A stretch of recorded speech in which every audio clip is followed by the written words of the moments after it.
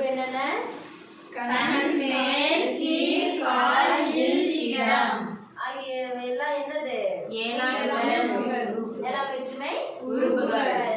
அடுத்து பாருங்க, இடம் காலம் ஆகியவற்றை குறிக்கும் சொற்களில் ஏழாம் வேற்றுமை உறுப்பு இடம்பெறும்.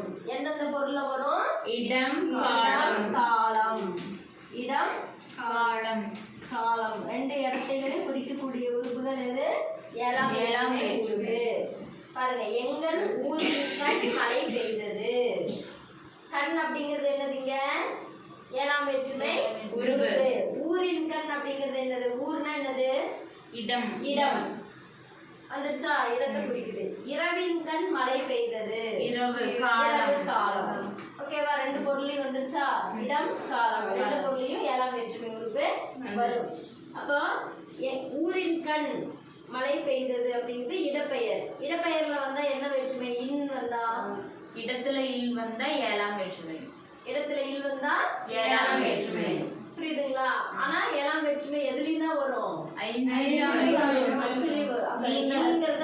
வரும். ஆனா ஏழாம் வேற்றுமை இடப்பொருளிலும் காலப்பொருளிலும் தான் வரும். இடப்பொருள்ல இல் வந்துச்சுன்னா என்னது? அது ஏழாம் வேற்றுமை. இல் வந்து நீங்கள் வந்து அது ஐந்தாம் வேற்றுமை. புரிஞ்சுதுங்களா? அடுத்து பாருங்க, எட்டாம் வேற்றுமை.